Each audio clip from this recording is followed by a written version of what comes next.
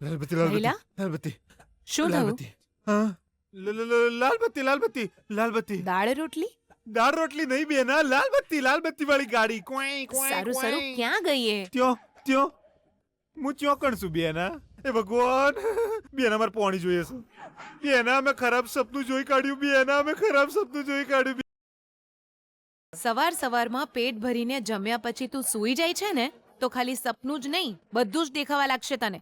સારું બોલ, કેવું સપનું જોયું? ગીતા મારા સપનામાં મંત્રી બની જાય એવું દેખાયું મને બેના. અને મારો ભણો વિજય કુમાર એની બધી ફાઇલો પકડીને એની પાછળ પૂંછડી પટપટાવતો ફરતો હતો. ભગવાન, અને ખાલી આટલી વાતમાં હું બી જવું એવો નહીં બેના. અંકિતાનો ઓર્ડર ફોલો કરતી વખતે મારા ભણાય વિજય કુમારે શું કર્યું તને ખબર છે બેના? શું કર્યું? વિજય પેલા તો તારું ગળું દબાયું પછી તને ધક્કા મારીને ઘરમાંથી બહાર કાઢી મેલી.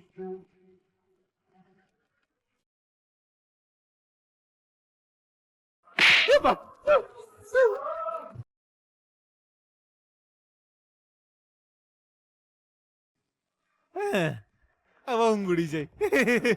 વિજય, જ્યારે મને ધક્કો મારીને બહાર કાઢી રહ્યો હતો ત્યારે તું શું કરી રહ્યો હતો? એ તો બેના અંબાએ ભજીયા બનાવેલા એટલે હું એક ખૂણામાં બેહીને ચૂપચાપ ખાતો તો ને બધું જોતો તો. શું છે તારા પર? સપનામાં પણ તું મારા કોઈ જ કામમાં ન આવી શક્યો હે ને ભૈલા?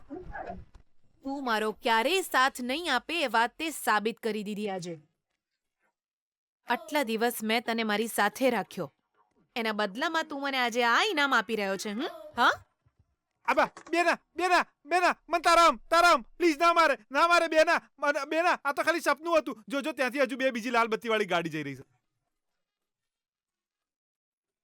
આ તો ખાલી સપનું હતું બેના. આટલી વાતમાં હું આટલું બધું ટેન્શન લઈ રહી છે?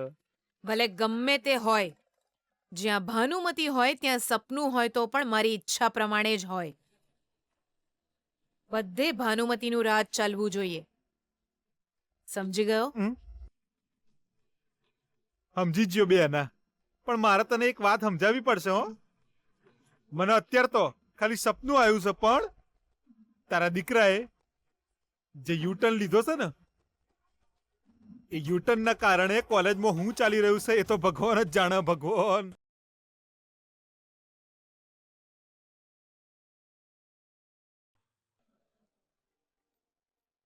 લે, હું તો ભૂલી જ ગયો તો કે તને સેનેટાઈઝર આપવાનું. એ પાગલ, સેનિટાઈઝર આપી રહ્યો છે? છોડ, ચાલ યાર, વિજયના નવાની તૈયારી કરી લઈએ. હે રોકી, ઉભો રે. સેનેટાઈઝર કેમ આપી રહ્યો છે મને? ઓય વિજય, તું આ શું બોલી રહ્યો છે યાર? તું ફૂલને અડ્યો છે. તને તો ફૂલની સુગંધથી પણ એલર્જી છે ને? એ જ્યારે ઓલા દિવસે સોનુએ તને બુકે આપ્યું હતું ને ત્યારે ગીતાને જલાવવા માટે ત્યાં બુકે લઈ તો લીધેલું, પણ કેન્ટીનમાં જઈને પછી એ કચરામાં ફેંક્યું હતું તે ભાઈ. વિજય, તે આટલું બધું સહન કેમ કર્યું યાર? એ ગિરીશ, જલ્દી આને સેનિટાઈઝર આપ. આ લે બકા.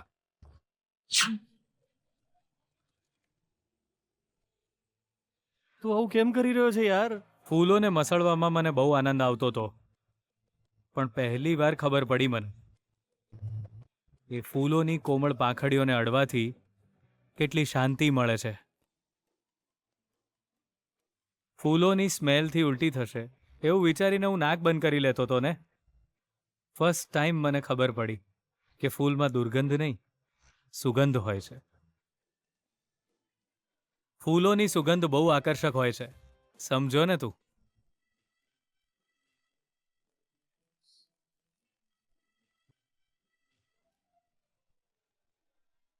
ભગવાનની નજરમાં ફૂલનું વિશેષ મહત્વ હોય છે. ભગવાન પ્રત્યે ભક્તિ ફૂલોથી જ બતાવીએ છીએ. મનમાં છુપાયેલો પ્રેમ પણ ફૂલના માધ્યમથી બતાવીએ છીએ. હંમેશા લોકો લગ્નમાં ફૂલ મંગાવે, આખી સજાવટ ફૂલોથી કરે અને પછી જ પોતાના નવા જીવનની શરૂઆત કરે છે. ગરીબ હોય કે શ્રીમંત, ફૂલ ભેદભાવ નથી કરતા. એ તો દરેકને માટે એક સરખા જ રહે છે. સુંદર. હું અત્યાર સુધી ફૂલથી નફરત કરી રહ્યો હતો એ વિચારીને જ મને પોતાના પર હસવું આવે છે. યાર તો હું બોલી રહ્યો છું ભાઈ. એટલે તારી એક વાત મને સમજાતી નથી. આ તું જ બોલી રહ્યો છું ને? હા યાર, પહેલા હું ફૂલોથી નફરત કરતો હતો, પણ હવે મને ફૂલો બહુ ગમે. તમે એનું કારણ પૂછી શકો છો મને, અને એ કારણ છે માત્ર ગીતા. ફૂલ એને બહુ પસંદ છે, એટલે જ એના વાળમાં ગજરો હોવો જોઈએ એવું વિચારીને હું આ ફૂલોએ ગીતાની જેમ જ મારા મનમાં જગ્યા બનાવી લીધી. સાચું કહું, આ ફૂલોમાં અને ગીતામાં એક કોમન પોઈન્ટ છે, નિર્દોષતા. પોતાની ચારેય તરફ કાંટા હોવા છતાં એ નિર્દોષપણે હસે છે, હે ને? તારી વાતો સાંભળીને મને ચક્કર આવે છે. તું બદલાઈ ગયો છે એ તો સમજમાં આવે છે, પણ તને ફૂલ ગમવા લાગ્યા છે વાત જરા હજમ કરવી મુશ્કેલ છે યાર. ઈ તું સાચું બોલી રહ્યો છું ને ભાઈ? યાર આખરે આ બધાનો મતલબ શું છે? ફૂલોથી નફરત કરવા વાળો ફૂલોને પસંદ કરવા લાગ્યો છે. ગીતાને નફરત કરવા વાળો ગીતાની પાછળ ભાગી રહ્યો છે. આખરે તારો ઈરાદો શું છે યાર?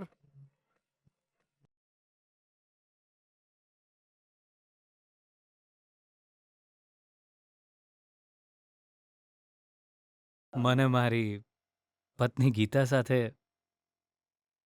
લવ થઈ ગયો છે.